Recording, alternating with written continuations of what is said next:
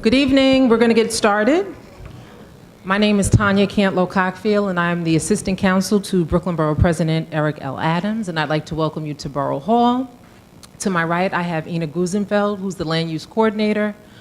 To my left, I have Richard Barrick, who's the Director of Land Use, and of course, we have our Borough President, Eric L. Adams. Before we get started, I'd like to acknowledge Crystal Hudson, representing Council Member Lori Cumbo's office, as well as Lucian Allen, representing Assemblyman Walter Mosley's office. There is one item on the agenda this evening. Please note that this hearing is being recorded to comply with the public law for transparency.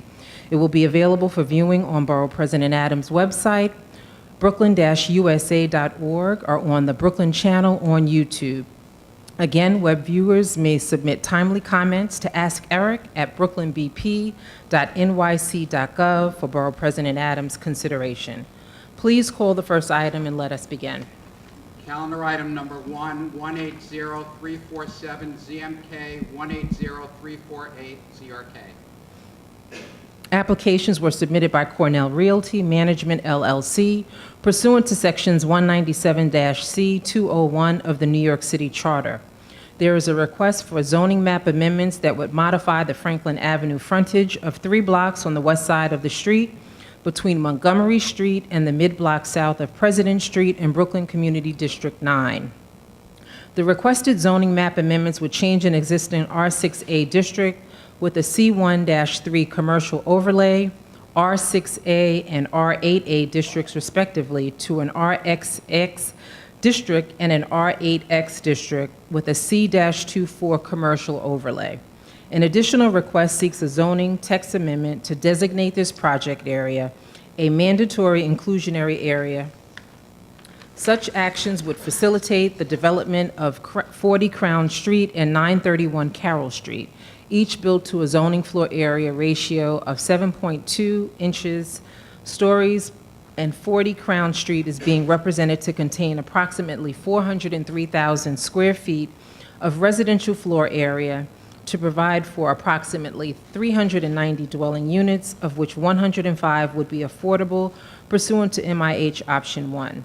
The building would also have 15,350 square feet of commercial space, including space envisioned for a supermarket pursuant to a zoning floor area exemption according to the city's food retail expansion to support health programs.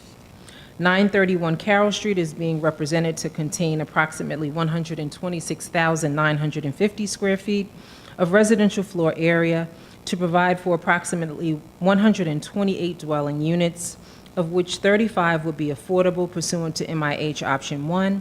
The 2 buildings are being represented to have a total of 151 parking spaces.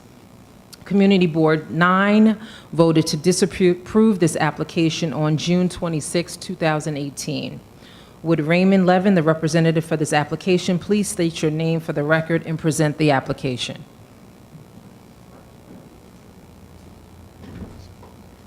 My name is Raymond Levin.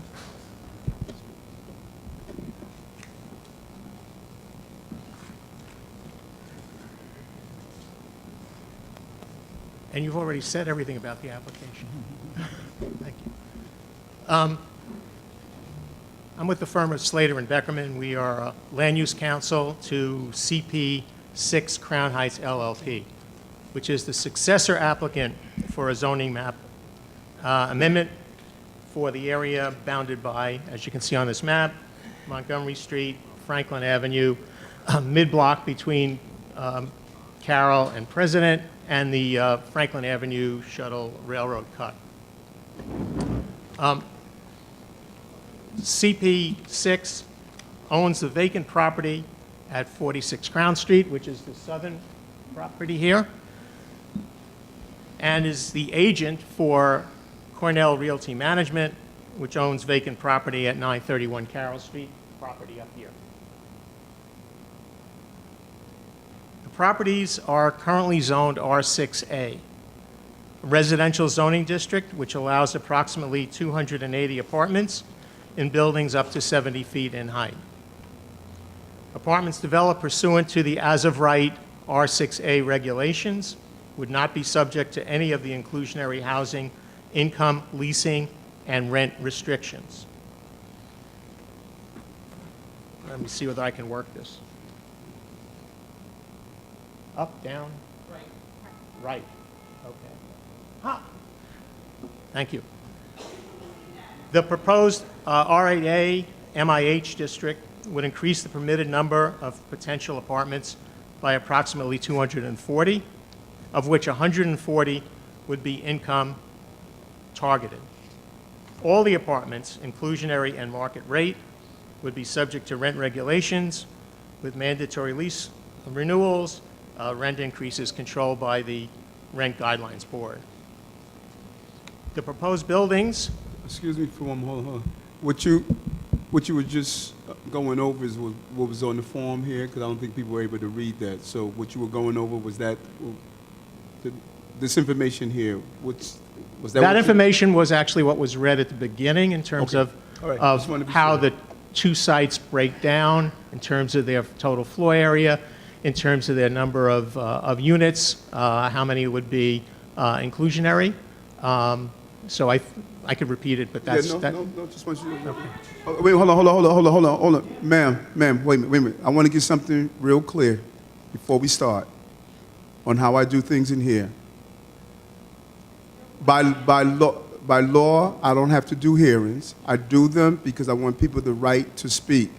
But inside here, Borough Hall, we respect each other's right to speak. We speak one at a time. We don't call out. We treat each other with the dignity and respect that we deserve. So if you have something to say at the time when it's open, the card is here, you have the right to do so. But we got to do this in an orderly fashion. Make sure that the copy of that could be given to everyone so everyone can see exactly what's on that form, okay? Okay, I can. No, you don't have to do it now. Okay. My staff will do it. Okay, great, fine. Amid Tivoli Towers, which is the 33-story building in the middle here. The two buildings that are the subject of this one here. Along Washington Avenue are 6-story apartment buildings, and across Washington is the Brooklyn Botanic Garden. To the west is Medgar Evers College, and that's the surroundings of the two buildings we're proposing. Let me get. This is a view looking from the Washington Avenue side across the site. The two proposed buildings on either side of the Tivoli Towers, which is an existing building. This is a view looking from the area of Medgar Evers across Franklin to the building on the southernmost site, the 40 Crown Street building, which is 16 stories.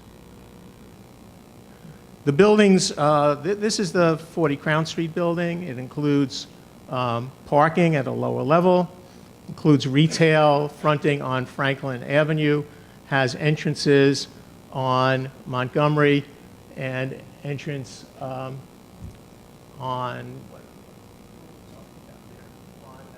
Crown.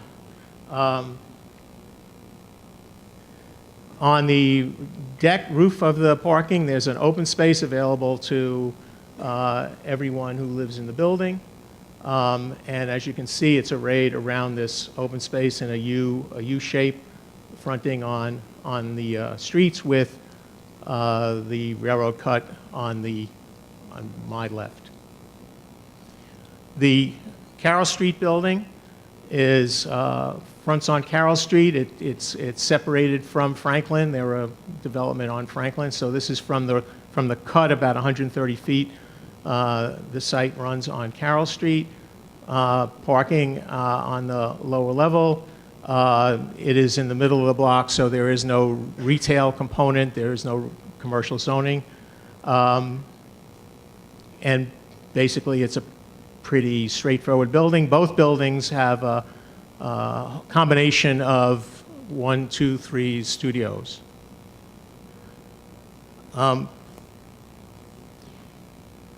In summary, quickly, the proposed rezoning and MIH designations will allow buildings containing approximately 518 apartments in total, 140 of which will be income targeted. An environmental review was prepared in accordance with the city environmental quality review methodology, and a negative declaration was issued by the Department of City Planning. They found no significant negative effects on the environment and included E-designations for hazardous materials and air quality, which we will have to comply with. We are available for questions. Yeah, we have several questions. So the first question actually is a three-part question. Regarding the intended affordable housing units, what is the qualifying income range for prospective households based on household size? So that's the first question. Do you want I me to? just happen to have a chart. Okay. So this is the, these are the income limits for 2018 for MIH. For example, a household of 3 at 40% AMI is $37,500 for income. If they had a 2-bedroom apartment, it would cost $810 a month. Of the units proposed here, of the 140 units, there are, in that category, 2-bedroom units, there would be 19 at 40% AMI. If you earned a little more money, at 60% AMI, there'd be 20 units. At 100% AMI, there would be 10 units in the 2-bedroom range. And this chart goes through all of the number of units in each category, the income, depending on the number of people in your household, and the rental for the size of unit you may want to rent. And so it's sort of a mix and match on these charts. You pick your income, then you can look at, pick a apartment size. You can see how many of those apartments are going to be available, and then you can look down and see what the rental will be. So. So what is the distribution of units by bedroom size? What's the Okay. distribution? Sure. Let me see, do I have a total on this page? No. Well, on 40%, there are, let me see, 25 and 30 is 55. At 60%, the number of units would be 55. At 100%, it would be 40. And I guess that, I'm sorry, with 100% it would be 30. So that adds up to 140. So the next question, given community concerns regarding displacement and the prevalence of rent-burdened households, please identify what marketing strategies, such as designating one of the community's affordable housing nonprofits as the affordable housing administering agent. Okay, what I'd like to do, if it's acceptable, is have Matt Feldman, who is a representative of the ownership, come up and address that, if that's okay. Sure.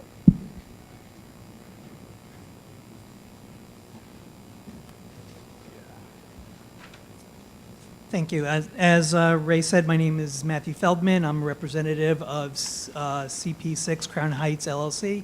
I'd like to thank the Borough President for the opportunity to come and speak about this project tonight. In terms of the Affordable Housing Administering Agent, we are now starting, we purchased the site about a month ago, so we're still talking to people in the community. And one of those groups we're going to be talking to is Impact Brooklyn. And to the extent that there are Brooklyn nonprofits in the community that have the capacity and the experience to do affordable marketing, we will be working with that group.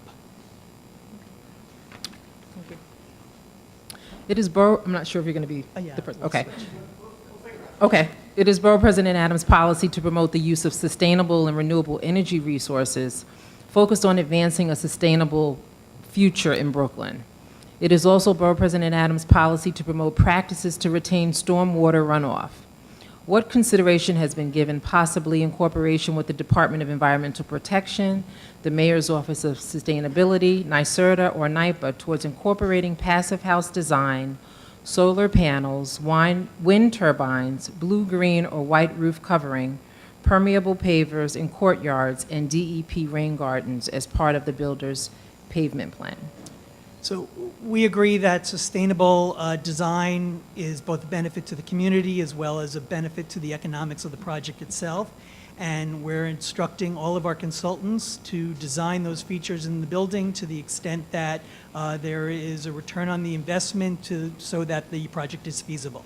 So the short answer is, to the extent it's feasible, we plan on incorporating all of those elements. Okay, now, fourth question actually is a two-part question. The application documents depict the intended commercial use of 40 Crown Street as inclusive of a fresh supermarket through floor area that would not be counted towards what would be allowed by the requested zoning district. Should the requested zoning be approved, what mechanism would guarantee that the subsequent plans filed with the Department of Buildings would include such zoning exempt, fresh designated supermarket? So to the extent that we can find a tenant for this space while the project is being designed, and we plan on talking to your office and the other local elected officials, as well as the Brooklyn Chamber of Commerce, to help us find such a tenant. We believe a supermarket amenity would be an amenity to the larger community, and there is a need for that. And if we can find a tenant, we will include one. And the second part, what consideration has been given to securing a supermarket with affordable pricing to provide a benefit to the greater community? That is certainly an analysis. We want a tenant that's going to be successful in this space, that's properly pricing their goods, and that'll be a factor in considering who our end tenant will be.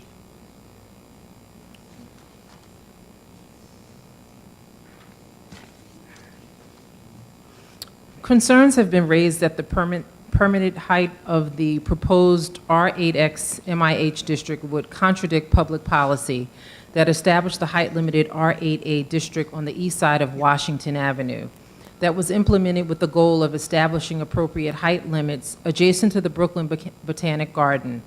Please respond to such concerns. Well, first of all, the zoning along Washington Avenue is R8A, and it's not being changed. That's what was put in place when they changed R8 to R8A in 1991. The area and the city planning approval speaks to that as trying to help protect the garden. The zoning that was adopted on Franklin Avenue, R6A, made a contextual zoning out of an R6 designation and talks about it being in conformity with surrounding uses, surrounding heights. So they didn't do an analysis of shadows, which we had to do. And it seems to us, number one, if you're allowing 12 stories directly across the street from the garden, and we're a block and a half away, and it's 7 stories, obviously the shadows that zoning would allow to be cast are bigger than anything that could happen on Franklin.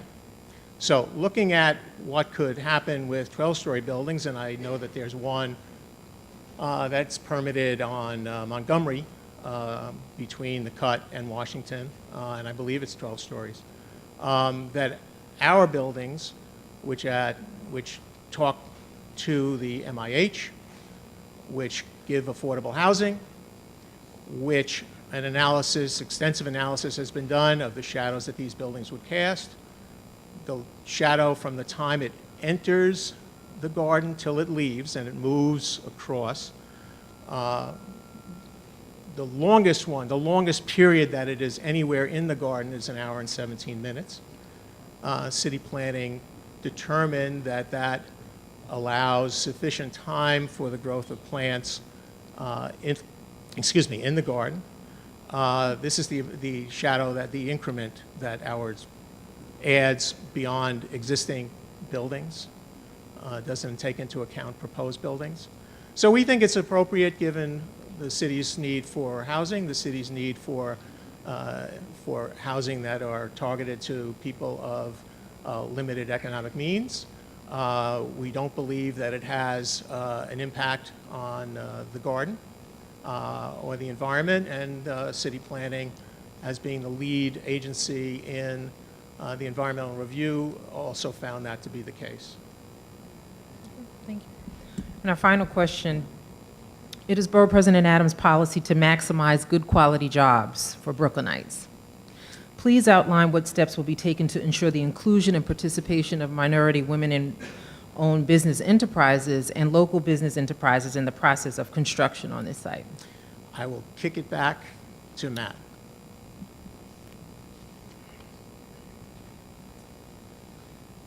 So we have a fair contractor policy that we implement with all our contractors. We will subscribe to HPD, HDC recommendations in terms of the same proportions to minority and women-owned businesses. We also will be directing all of our subcontractors to reach out to the community and hire local residents to the extent the skills are available. Thank you. Did you have any questions? So this is the end of our suggested questions. We're going to go into speakers. You want to call the first? Thank you very much. Thank you. Thank you. I'm going to give Crystal the Okay. first. So the first speaker. Okay, so we're going to open the floor now to speakers. There's a clock over here to the left. Each speaker is going to be entitled to an opportunity to speak for a 3-minute period. We want to allow everyone here that desires to speak to have an opportunity to do so. Oftentimes when we hold these meetings, many people are in the room into the late hours and they don't have an opportunity to speak. We don't want that to happen, so we're going to ask all of us to be respectful of the time, the 3-minute clock. Once the bell rings, it is indicated that please go and wrap up, okay? First speaker is Crystal Hudson on behalf of Councilmember Lori Cumbo.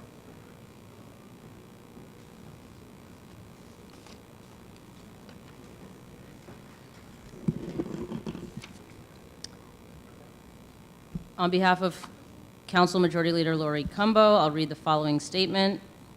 This application submitted by Cornell Realty Management, LLC, calls for rezoning from R6A to R8X to allow the development of two 16-story buildings at 14 Crown Street and 931 Carroll Street with 25% affordable housing through the Mandatory Inclusionary Housing Program. Proposing over 500 housing units in the largest buildings this area has seen in a generation, this application raises serious concerns about inclusive, equitable development and its impact on the future of Crown Heights. Beyond the standard affordable housing proposed through MIH, I do not see any significant community benefits included in this project or any commitment to good jobs with prevailing wages for local residents. I'm highly concerned about the lack of community engagement by both the original applicant and the new partner that has entered the picture midway through the review process. As this proposal currently stands, neither the proposed rezoning nor the as-of-right option for 7-story buildings with nearly 300 market-rate luxury units offer good solutions for the future of the Crown Heights community. I look forward to hearing ideas from the community as this development continues in public review. This project must take into consideration the needs of the community and really take the time to hear the voice of the people who live in the community. We can no longer allow developers to put forth plans for our community. That's our job. Thank you. Thank you.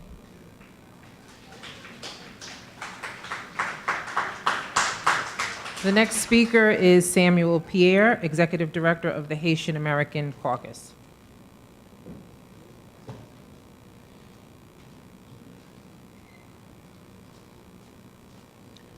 Good evening, everyone.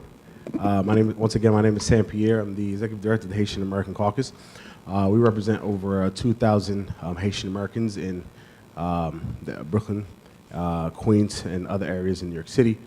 And originally, when the project came to our desk, we had tremendous concerns, and we wanted to see how this would definitely benefit our communities and impact how people who live in this area, in this district, how they can have access to affordable housing and quality of life. We went through hours and hours of debates back and forth, and the developers had conversations with us, and we understood that they are really looking forward to sitting down and really figuring out a way to partner with our organization and other organizations.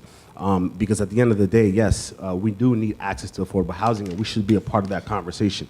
I think for many years, these developments happen, and we're not part of that conversation. We're not sitting at the table. We don't have access, where we complain and we say we don't want this or that, but we don't come with viable options. So our public policy arm came with viable solutions and said, hey, how can we partner so that the Haitian American Caucus and other organizations, nonprofits, we can help with the marketing and we can get the word out so that people can have access to affordable housing. So I'm here to say that the Haitian American Caucus is in favor of this project, and we are going to hold the developers' feet to the fire. We're having meetings with their team, and we definitely want to prove that the community can have a conversation with a developer and be able to come out where both sides can win. Thank you very much. Thank you. Duane Fernandez from 32 BJ.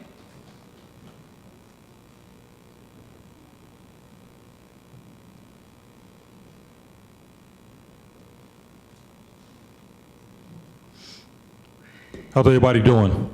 Okay. Happy Labor Day, late Labor Day. Good evening. Good evening. Borough President Adams. My name is Duane Fernandez. I work at Clinthill Cooperatives in Crown, downtown Brooklyn. I've been a member for 4 years with 32BJ, but I do a lot of extensive stuff as far as, work with the developers, finding with his own stuff and everything. And I'm here to represent 32BJ by speaking on behalf of my union, which represents 80,000 people who clean and maintain buildings throughout New York City, 900 members who live in Crown Heights. I'm here tonight to stress that the need for good building service jobs to be part of this rezoning, specifically at the sites owned by Carmel Partners and Cornell Realty at 32BJ. We believe. I'm sorry, Duane, talking to the mic. Oh, I'm sorry.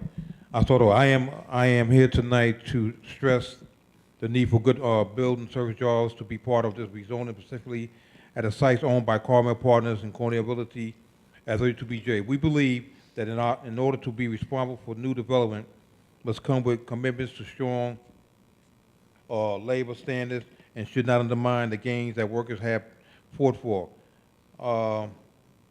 The property service jobs at projects like these proposed by Carmel and Cornell are typically filled by members of communities that surround them. As you know, Brooklyn has become a challenging place for working people to get good building service jobs that pay prevailing wages and benefits, allow working families like mine to continue to live with dignity in a place that we love. Carmel Partners has begun a conversation about the building service jobs and the rezoning. We appreciate the outreach, and we will keep you and the community updated on our discussions. We also hope that you will help ensure that this rezoning lifts up working families by recommending that the developers involved commit good property jobs and service jobs to the people in this community. Thank you. Thank you. Tim Thomas, committee member CB9.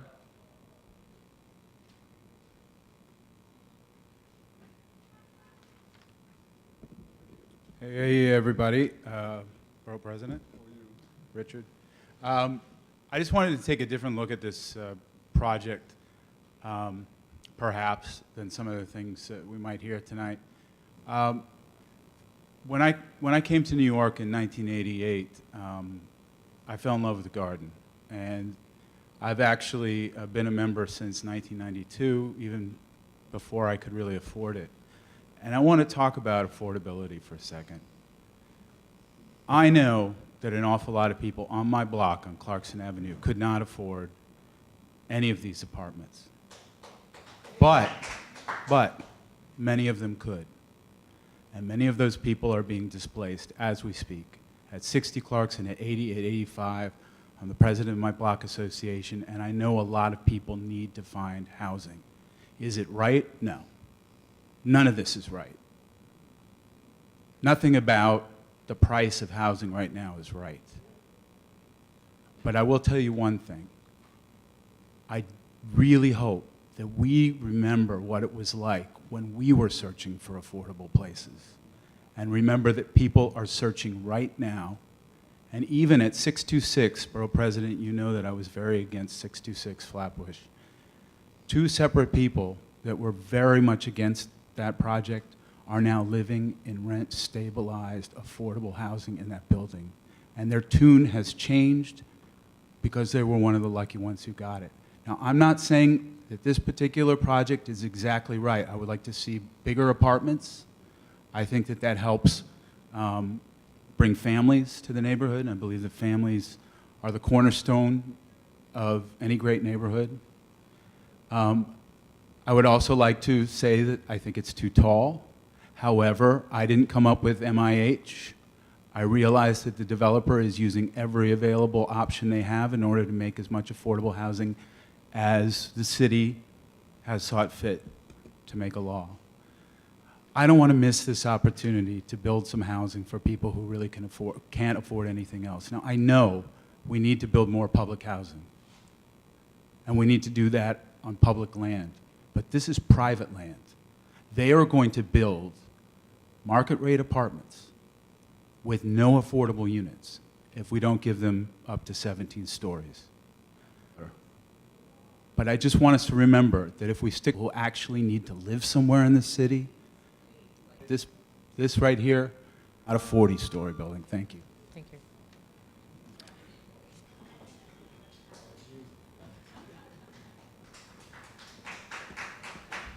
Thank you. My name is David Eisenbach. I teach history at Columbia. I also ran for public advocate.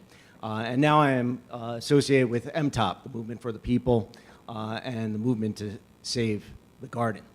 Let's get something straight. Nobody here who opposes this project opposes affordable housing. Nobody here who opposes this project opposes good union jobs. We're all in favor of that. What we oppose is the idea that we have to sacrifice the garden in order to get these things.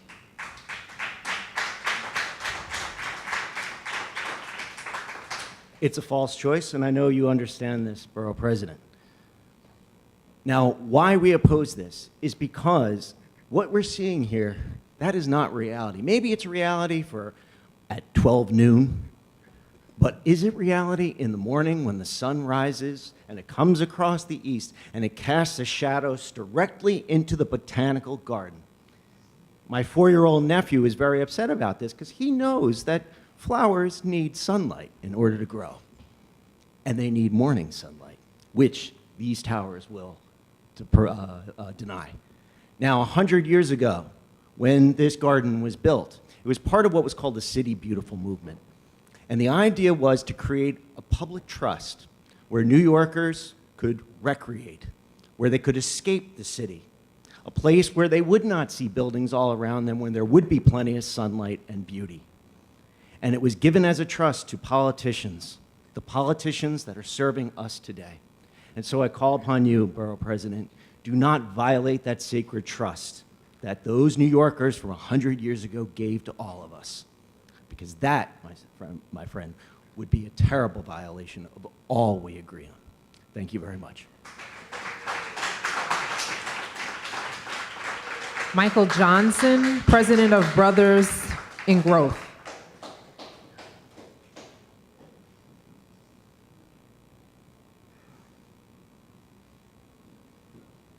Good evening, ladies and gentlemen. My name is Michael Johnson. I'm president of Brothers in Growth, a mentor organization in Crown Heights, right in Eversfield. And everyone's talking about housing, but we forgot about the kids too. The kids in Eversfield, they call themselves the invisible kids because all they do is hang out in the hallways, staircases, lobbies. Nothing for them to do, no recreation center. So I'm here to represent them.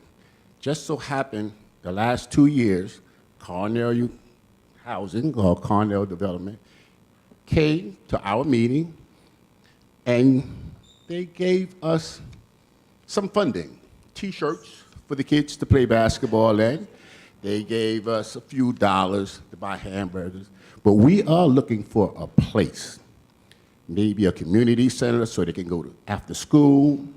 This is what we're looking for. We're not just looking for T-shirts and a little bit of handout. So what are we going to do about that? What are we going to do about our kids in the neighborhood that's vanishing, that don't have anywhere to go? Their parents are already there.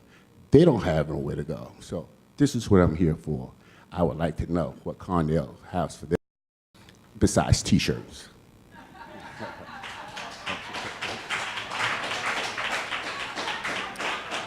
Dale Worsley. Dale Worsley.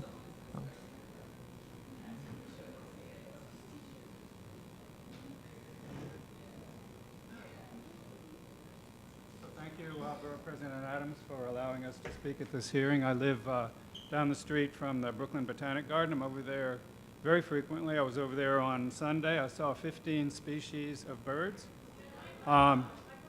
I saw 15 species of bird when I was in the garden on Sunday.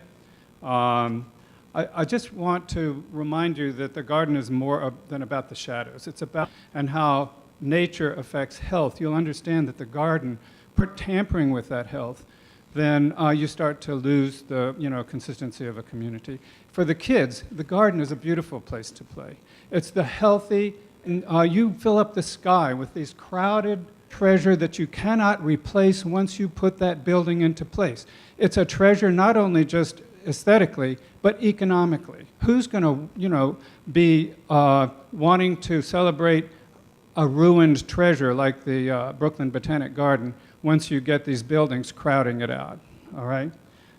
It's also, there's another dimension to this, which is nature. I mentioned the 15 species of bird that I saw there on Sunday. When you put up these buildings, the flyway that comes, when the birds migrate, get impeded by that building. Birds die because they run into buildings. Birds get disoriented by the building. So I would just like to end with a brief comment that it's not just about the shadows, it's about the sky as well. It's about health, it's about aesthetics, and it's about the future of that community. Thank you.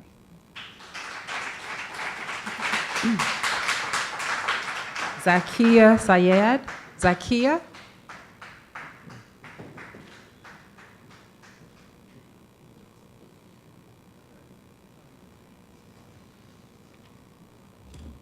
Good evening.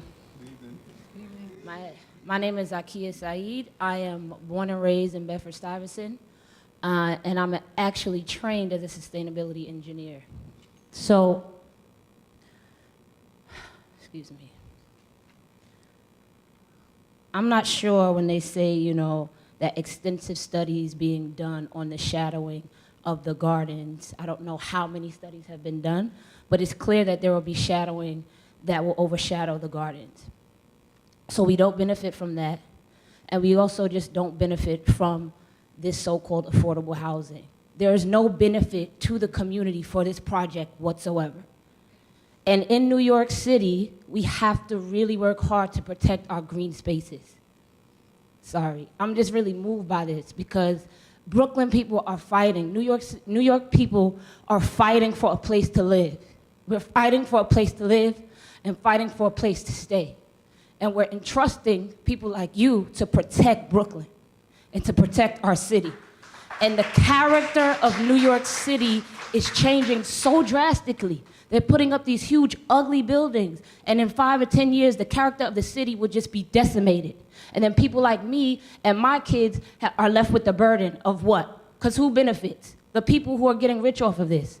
And do I even get to carry the burden? Do I have a space to stay in my borough, in my city, to even carry the burden of what people are doing here for greed? So no, this does not benefit the community from an environmental standpoint, from an economic standpoint, and from a housing standpoint whatsoever. So we really are entrusting you to protect our borough and for the rest of these politicians to protect our city. So I hope you do that. Thank you.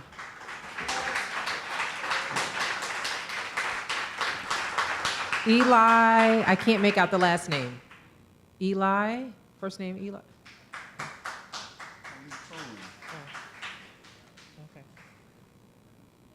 Good evening, Borough President. I'm sorry about the handwriting. I could have been a doctor.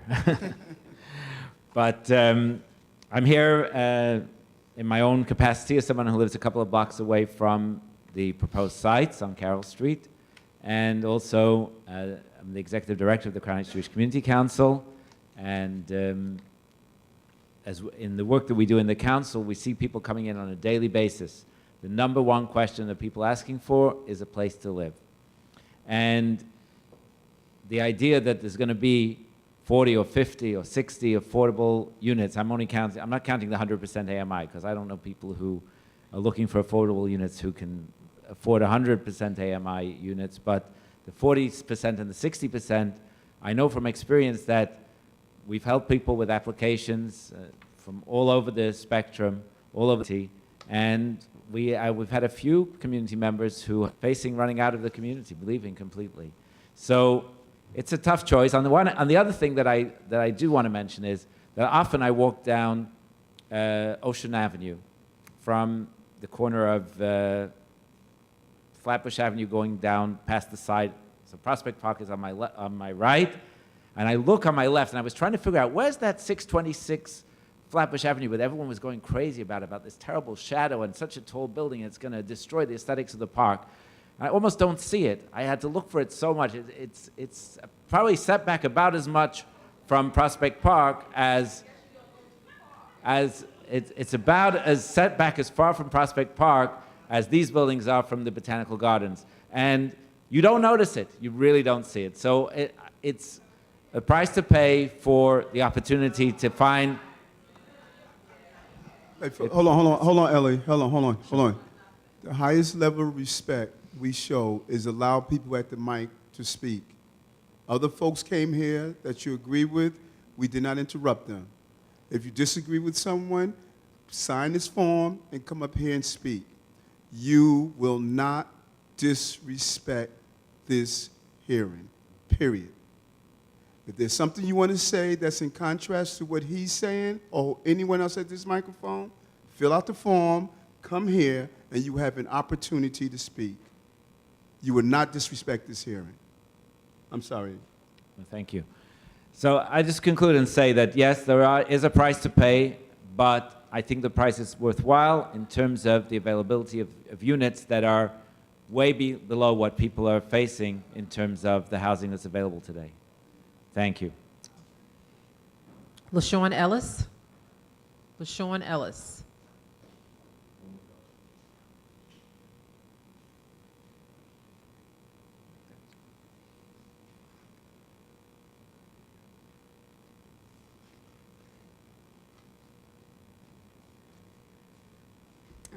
Good evening.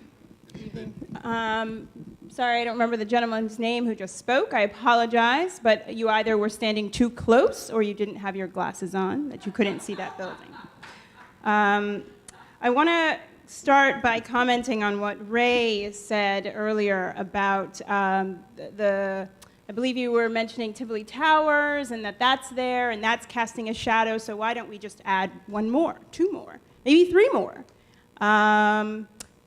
Yeah, that's wrong. The 1991 rezoning was put in place after Tivoli Towers went up because the garden was in danger. And the city changed the zoning in 1991 to protect the garden. The city changed the zoning.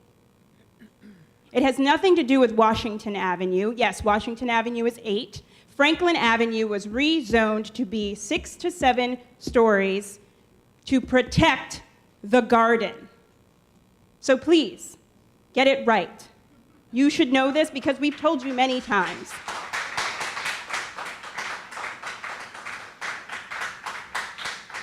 The other thing is all this talk about affordable housing, and this is going to be great for the community and families. Looking at this sheet, and I thank you for printing it, even though you just printed the one and not a packet of the PowerPoint, 40% of the housing is going to be one-bedroom apartments. Not a lot of families want to live in one-bedroom apartments. I grew up in one, yes, but that wasn't ideal. I love my mom, but it's also nice to have your own room. And I was just one child with one parent. That's not for families. We had an opportunity to build affordable housing with the Bedford Union Armory, and that did not happen. So why should we trust that it's going to happen with this development? It's a no, a straight no. This is not for the community. This is not for the community. Cornell Realty came to the community board twice. They came once, we rejected them. They said they would go back, make changes, blah, blah, blah, blah, blah, blah. They listened to us, blah, blah, blah. They said they would come back and make changes. They came back and they came with the same presentation. There were no changes made. Don't come here asking them for anything. We will not trade anything because they will give us nothing. Nothing. We don't want anything from them. You can come here, you build your 6 and 7 stories, do what you want to do with that. But this area was downzoned to protect the garden and to protect this community. To protect it from becoming a place where people cannot afford to live. They didn't have 3 minutes, so why should we? Ms. Ellis. There are Ms. only Ellis, two. Ms. There are Ellis, 2 people. I Ms. have one Ellis. more point and no, then no, I will no, leave. No, Ms. Ellis. The time is up. 2 Thank people you, Ms. for Ellis. 626 out Thank of you. 254 units. Thank you, Ms. Ellis. Brent Porter. Brent Porter.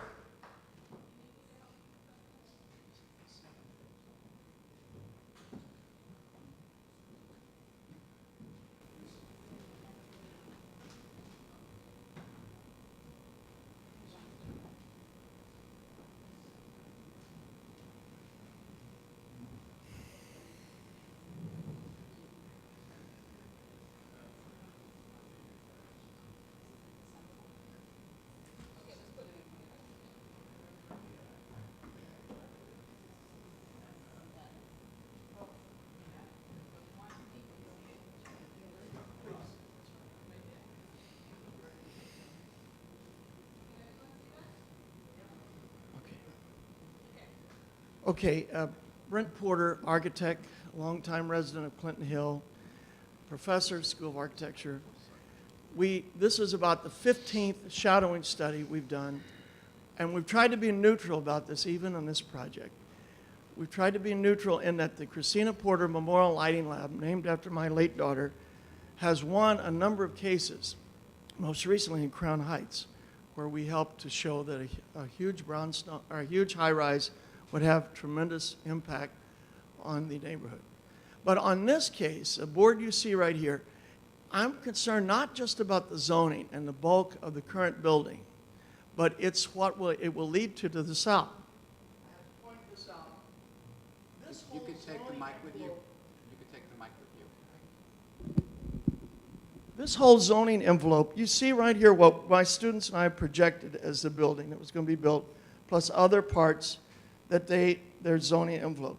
But it's this whole big chunk to the immediate south that will follow likely after the first high-rise is built.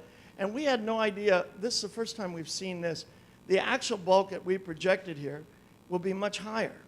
So the shadowing you see here in the winter, largely the shadowing is 6 months a year. This business about saying the shadow will only be an hour and a half is absolutely ridiculous.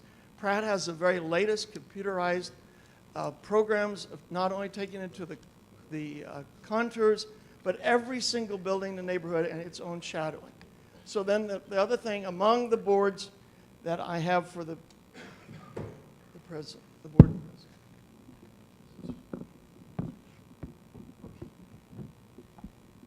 Here you can see in March, for example.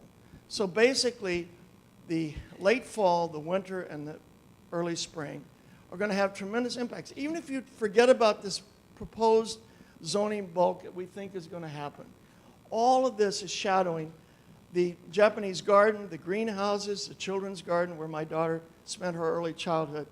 And what I'm going to give to the borough president is this summary, and for you. And we're trying to be fair about it, but looking at the total impact of what is proposed now and what will be led to. This whole chunk, as I said, is going to happen in the future. And what we've learned in Brooklyn is that when there's a precedent for something built, and again, we didn't know it was going to be this high. But my students have also taken the liberty to imply what the zoning envelope will be further south. And so together, the current proposal and the future are likely to have a huge impact on the garden, at least for 6 months in the morning. And we haven't even studied glare yet. The opposite will happen. The shadow in the morning is going to be met by glare hitting the new building in the afternoon. Thank you. Thank you. Thank you. Duane Fernandez from Synergistic Partners and Associates.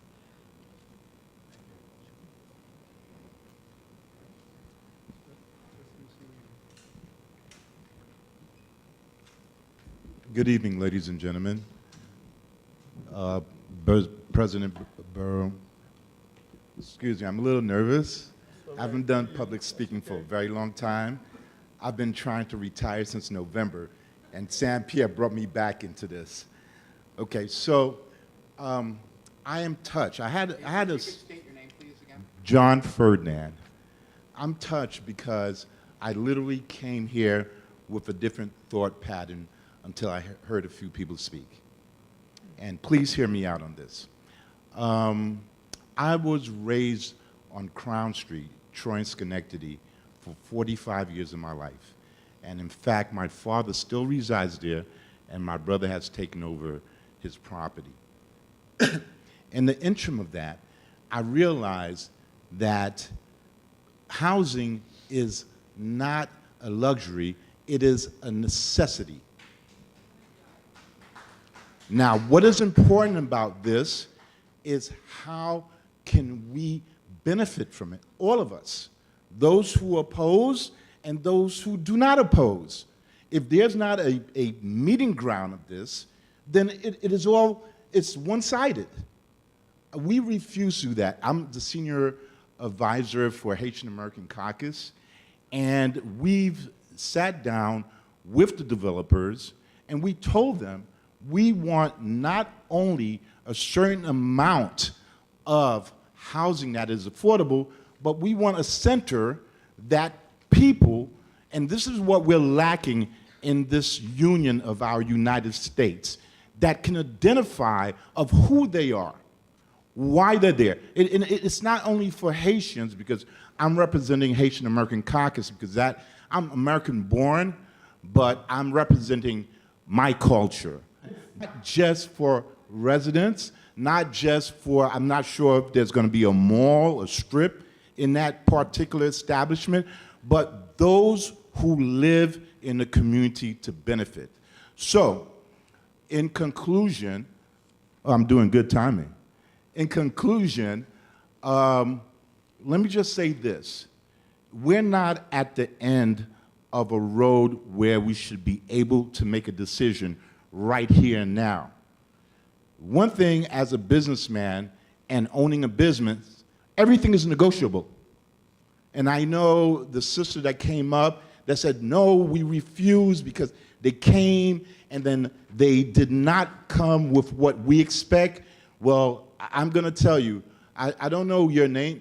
There you go, sister. I don't know your name, but speak to Samuel Pierre, who is the president of the Haitian American Caucus, who's presently in the works. Sir. Wrap up, please. Okay, thank you. Who's presently in the works with negotiating with the developers.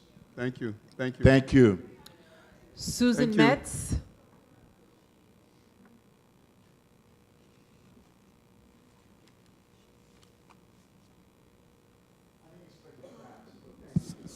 Of the Park Place Underhill Avenue Block Association, the longest continuing running block association in Brooklyn, 55 years.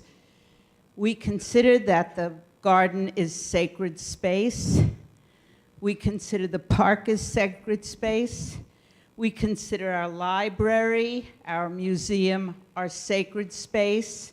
And we depend on you. Thank you for the opportunity to address this issue, to defend these necessary cultural institutions that make Brooklyn what we are. If we go up to this height, by allowing a corporation who are going to make millions and millions and millions off the community that we developed, we're going to end up with just everything is money and nothing is culture and nothing is heritage. People spoke to the health issues of nature. I taught at Prospect Heights High School right across from the garden for 21 years. We had a horticultural program there. We need the garden free. Not only do we need the garden safe, we need the garden free. So all those young people who live around there can go in there and see the birds and see the flowers. It is a museum. We don't have nature in our lives. If this encroaches, we will be offering on the altar of mammon to a group who are not responsible to us our heritage. 100 years ago, we said this will be in perpetuity commons. We need housing, public housing. We need construction in a unionized environment. We have a big struggle on our hands, and we count on you to defend Brooklyn. That's why you were elected, and that's what we need, and that's what we expect. Now, folks, this is not going to be an easy struggle, because the development struggle, what we have in Brooklyn is real estate. That's the fortune in Brooklyn. And if we don't defend public institutions, the commons, we're going to be, as we say in Brooklyn, up Schitt's Creek. Thank you very much. Suen. I can't make out the last name. Suen. Is it Chong? Oh, Suen. Okay.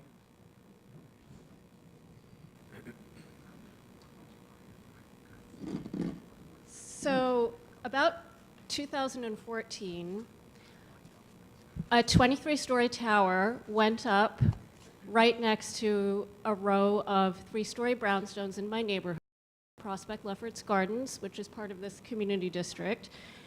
And everybody was shocked. Nobody realized it could happen. And that's when we began, as a neighborhood and as a district, fighting for contextual zoning, downzoning, and landmarking. And it's been a very long fight. Not everybody agrees, but I think everybody, including most of our elected officials, agree that it's important. We spoke to Borough President Adams. He held a town hall for us. There were 500 people came out. This was something that was very shocking to us at the time. And this application to rezone the only contextually zoned area in our neighborhood flies directly in the face of the struggle to get contextual rezoning for this area, which is one of only a few areas in Brooklyn that are still not contextually zoned. If we can just arbitrarily pick any area like this and upzone it with the developer saying, I'm going to do a minimum of affordable housing, and there's no rule that says that they have to stop at asking for a 10% increase in the number of units or a 15% increase. They can ask for anything they want. So basically, at that point, zoning has no meaning. This can happen to any of us anywhere. Any property owner or developer can say, yes, we would like an upzoning, and we're going to give you that 25% or 30% affordable housing. But if they've asked for a 500% upzoning, they haven't given you anything at all. You've paid them. So we ask, I'm a public member of Community Board 9, and as earlier speakers said, we've been talking to these developers for a year. They refused any other options that could provide affordable housing with more reasonable increases in height and density. We asked them specifically if they would elect the ZQA option, and they said, no, that's not good enough for us. It was clear that the MIH option was the one that would be the most profitable for them. There's not a commitment to affordable housing here. And so we don't really think it's worth negotiating at this point because they can just walk, it seems like they're perfectly happy to walk away, build their 7-story building, and they'll only agree to something that is too good to be true, that's literally too good to walk away from. As somebody said earlier, this is private land. We don't have leverage to negotiate with these Thank people. you. Jeffrey Davis, District Leader.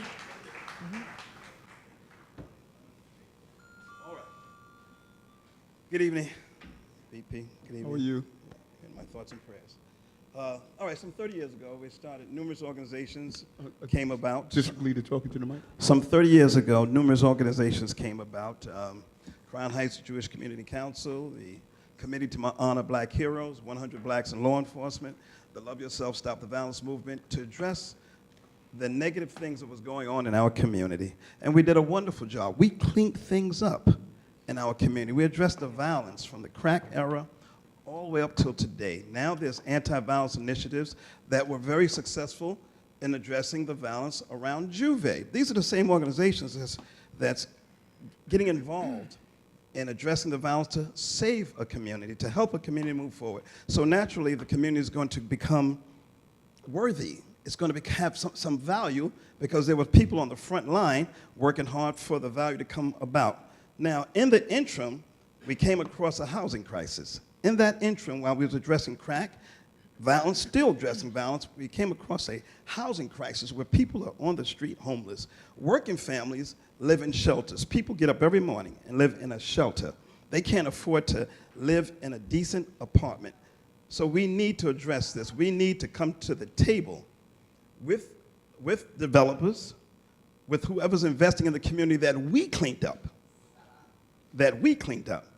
You see, lilies are very important, and jasmines and sunflowers, these things are very important. But human life and people having a place to live and a place to walk and have dignity to take care of their families, in my opinion, is more important.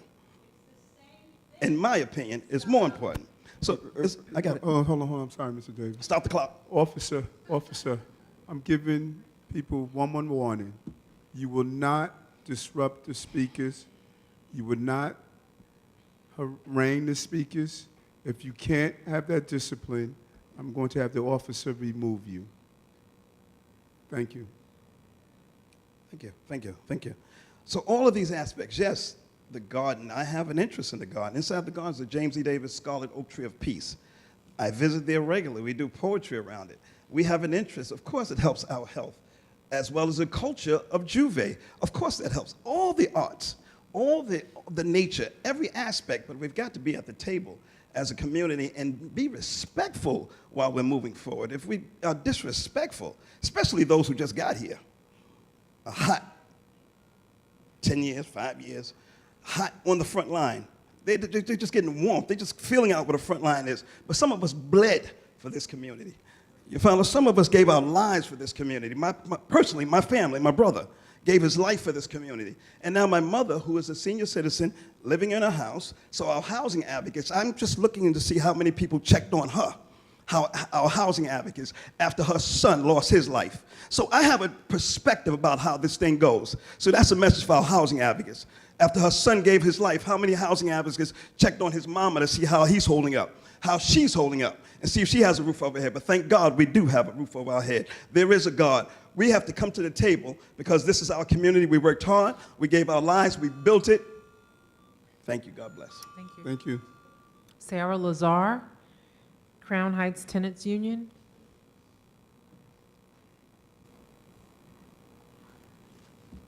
Hi, good evening. Good evening. My name is Sarah Lazar, and I'm a member of the Crown Heights Tenants Union.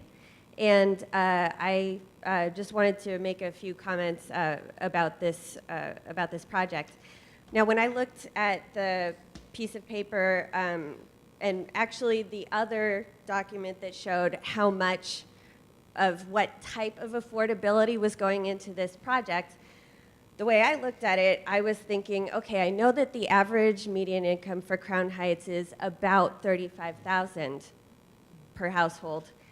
And from what I saw on that chart, only the 40% AMI, 2 to 3 people households fit the real AMI of Crown Heights residents today, which means out of about 400 apartments, only about 25 are going to be affordable to people who live in Crown Heights today.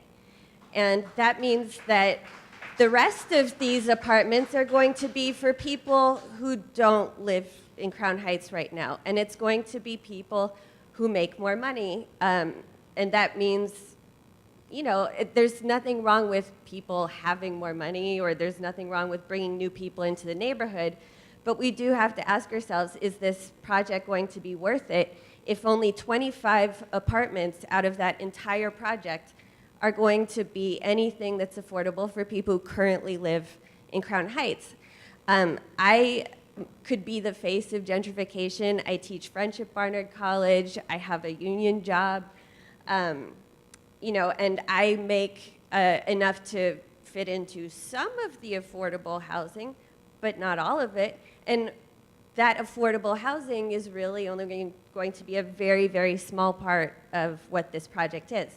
I'm a member of the Crown Heights tenant unions, and what we have noticed is we help people in our neighborhood to organize tenant associations to fight back against landlords who are trying to harass them out of rent-stabilized apartments or market rate, is that there's intense pressure and the harassment is endless, and there might be some landlords who are behaving appropriately, but it's hard to deny the fact that Crown Heights is like gentrification central, and we're losing so many affordable apartments, so many stabilized apartments, so many people from our neighborhood have just been chased out. I don't know where everybody goes necessarily, but it's such an ordeal to fight back against a landlord who wants you out, and this is happening everywhere, on every block in Crown Heights.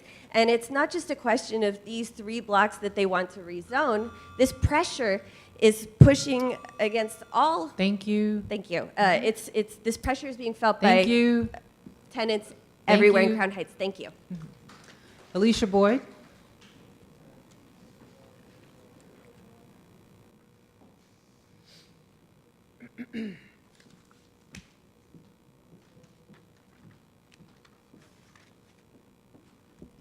Dear Borough President Eric Adams, we are aware that the ULURP process is simply a rubber stamping procedure in which you and other government agencies pretend to take into consideration the point of views of the public. We are also aware that anything other than a straight no is an approval of this proposal. We are not optimistic about your position, but we make this promise that if you do produce anything else but a no, we will not be voting for you as you run for mayor. We will make sure that everyone is aware of how you have continued to support high-rise luxury development in the name of affordable housing, which isn't affordable to residents who live in the community. And now you are supporting the destruction of our public green space, the Brooklyn Botanic Gardens. Part of the evidence we are producing here today is a notarized document from Terraform, the architects that produced and analyzed the developer's shadow study, which they found to be defective, and a 13-page statement regarding the violation of the state environmental quality review law and the New York City SEQRA manual. This clear abuse of power, falsification of documents, and violation of the law shows just how corrupt our political system is. The very laws which are supposed to protect our public green spaces, as well as our water, air, and sewage systems, are violated in the open. This feels like just another slap in the face by the Democratic Party, especially since all the elected officials which cover the Brooklyn Botanic Garden are all Democrats. Congresswoman Yvette Clarke, Assemblyman Walter Mosley, Senator Parker, Councilwoman Lori Cumble, and you, Borough President Eric Adams. So now I speak to the audience, not to you. We better start waking up and understanding that this is not about what party you belong to, but what you do when you get in office that matters. Review your elected officials' records, not hearsay about what party they are from or who they may negotiate with. And you will find that Borough President Eric Adams has continued to support big-time development over the people. Look at which elected officials didn't come tonight to make their position known and recognize that as a vote for this project. Look at the absence of the Brooklyn Botanic Garden and know that they too are in support of this development with their board filled with finance people instead of plant lovers. And don't be fooled into thinking this is the last. No, this is the first. And because if they can violate the law, not have to address the public, and simply ignore the public green spaces with its 18,000 members and 900,000 visitors a year, they will do it again and again and again until there is nothing left but scorched earth as the towers loom over the garden, burning it and killing off this public green space to support our politicians' bid for election to higher office. Thank you. Barbara Ellis. Barbara Ellis.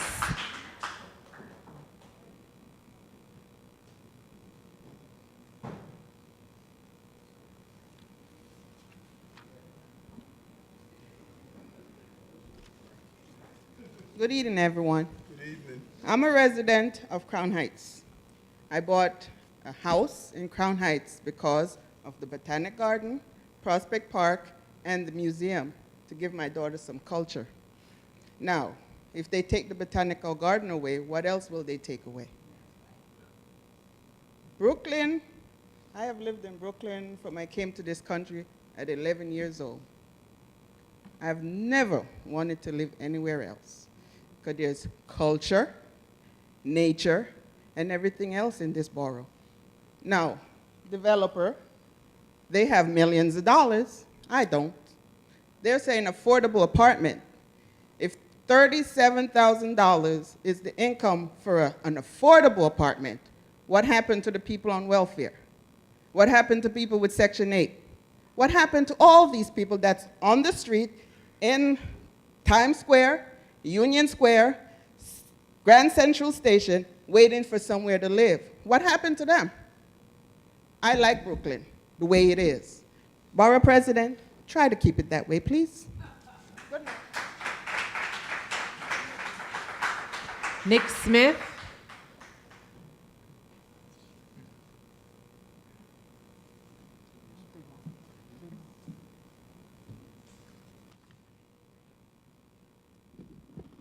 Yes, I want to speak about an issue that hasn't been mentioned. You, sirs, you left out some very important information. First of all, you were less than honest on your CEQA study, on your environmental study. You said it was for 400 and it was for 500. That's being disingenuous in the extreme. Second of all, there's another issue which is here, which has not been mentioned as far as the environmental impact statement, and that is sewage. Your project is going to generate a lot of sewage, and it's going to be handled, or they're going to try to handle it, at either the Owl's Head sewage treatment facility or the Coney Island one. There's some dispute as to which one it will be. It'll probably be the Owl's Head facility. Both of those, no matter which one it is, are totally maxed out. They're maxed out to capacity. They can't handle more. And as a result, in other communities besides the immediate one, which is in and around the park, they have a dirty diaper smell, like, you know, for a large part of the day because of the sewage being maxed out in those plants. And your impact study had nothing to say about that. And one other thing, there's something called the Sewage Right to Know Act of 2012, and we have a right to know as to like what is going on as far as the impact of that. And you sirs had nothing to say about that in your environmental impact study. That is, in my opinion, a lie by omission, and you ought to be ashamed of yourself. And as far as I'm concerned, this point that I'm making trumps, I hate to use the word Trump because it's been a discredited word, but it trumps all of these other arguments, all these all these other things about how, it's going to help the community. It's going to adversely affect the community, not just of this community, but of communities where the sewage has to be handled. And you haven't, it's a liable omission, and you should be deeply ashamed, but you're not. And that's all I have to say. Thank you.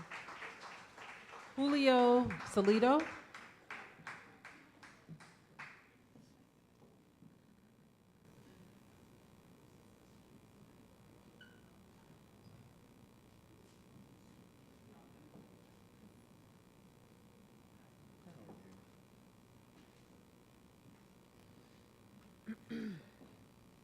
Good evening, honorable panel. Good evening.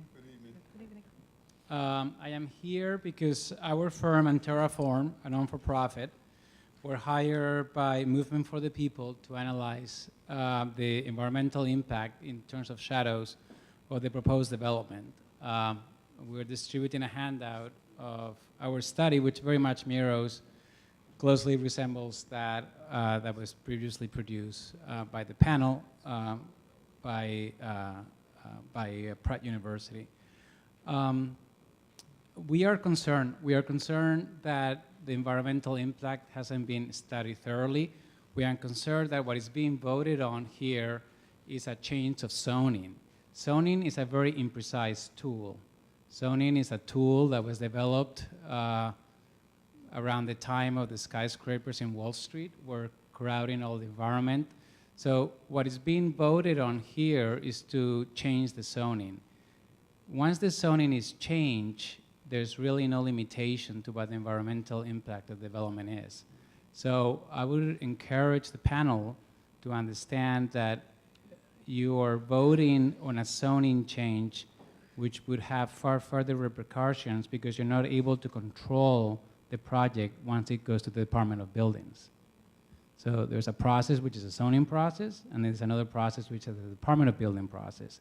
The Department of Building process allows the bulkhead to be located anywhere. It's up to 40 feet. The Department of Building allows for additional zoning if the supermarket gets put on the bottom floor, up to 20 feet, more or less, I believe. The Department of Building allows for extra height for inclusionary housing.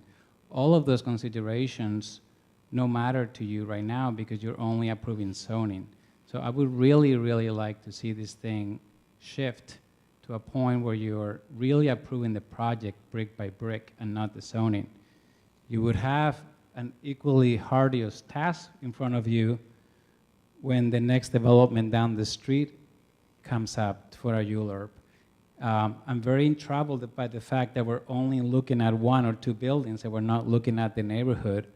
Science and environmental science and urban science has advanced since the 1900s. We're now looking at entire neighborhoods in terms of environmental impact. We're looking at wind flows. We're looking at temperature changes. We're looking at heat island effects. I'm deeply troubled that the city is not up to date and we're here approving a 19th century code when what we're seeing is much more complex and rather. We're also not speaking about any of the shadows that are being cast everywhere else, including a playground and many other areas and people's homes. We're just speaking about the garden because that's the only way to get your attention.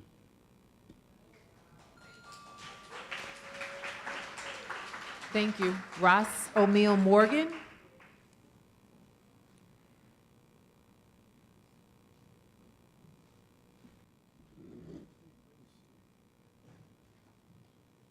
Blessed love. Well, give thanks for the architect. He just made a great point about the garden. Blessed love. And give thanks to you. I am a recent graduate of Medgar Evers College, the most important thing around this era that is not discussed. So I'm going to speak for Medgar. It's predominantly of my hue, the students that make up that institution. And to know that Medgar is not even a part of this discussion, it made me wonder what CUNY do for Medgar. Because to be a predominantly black institution, which them call it, and don't have any kind of say in the area being transformed that the persons that Medgar mission was created for in central Brooklyn will not be there to be the ones that would benefit from even the governor coming to Medgar and declaring Vital Brooklyn. What part of Vital Brooklyn is Medgar Evers College getting? So, to the solution to this simple problem, I have the answer. It's called cooperative economics. It's called turning these sites into cooperatives. Because just like our Barclay Center used the US Constitution, allocating, because you know the US Constitution work for those who know it, you know, and number 5 in it, at the end of it, it talk about compensating for what? Your private property. So likewise, this developer can get compensated for his private property and give it to Medgar, because Medgar should be the headquarters for slavery study in America. The reality that we lost the armory because the city of New York refused to acknowledge that slavery happened under its watch. 400 years celebrate next year in the United States from 1619 in Virginia. I want to see the armory given to Medgar Evers College. So I came to speak to the future governor. I don't want you to be the mayor. That's too small for you. You were at my graduation. And what your mother told you about that scarf, that sweater, I am man come from Jamaica. And I see what Medgar has granted me. So we have to defend Medgar. Not just the garden, because I am a byproduct of what Medgar Evers is working. And CUNY give we a disservice. We want $1 billion for Medgar. Not M, but a B. And would I love the developers to help us out. A slavery are the main thing around that community. And there's no remembrance of slavery in that community. With them covering up, going up, but them not talk about what built that community. You understand? So I am just speaking on behalf of Medgar, not having a say at this table. And for the love of me have for the borough president, me just pray him and his family all blessings, you know? And don't fault him, because him is just a part of Thank you, sir. the running, you know? But I love to you, Thank my you. lord. Yeah, perfect love. So our last speaker, Janine Nichols. Janine Nichols. Oh. Thank you. Thank you.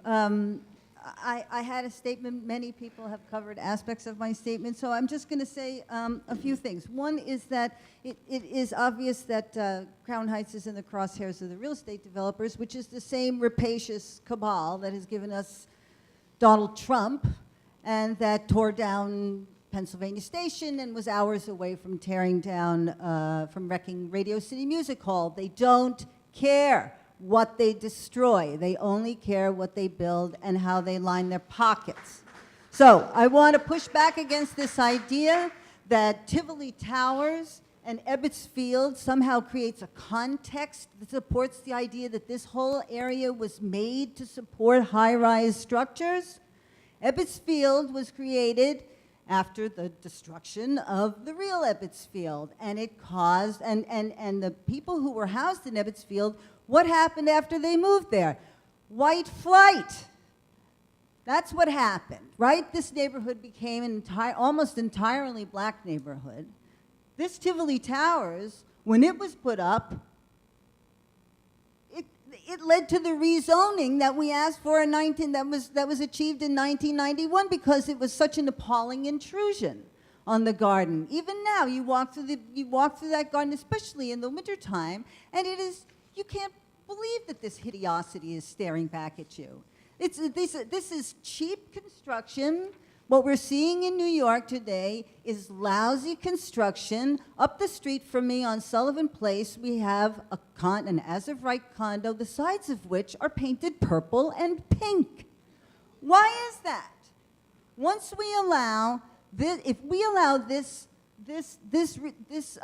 zoning protections to be vacated, which, you know, challenges any of us, because you have to think that the sun and the earth are in some kind of different spatial relationship, that we don't need protection from shadows in 2018 that we needed protection from in 1991.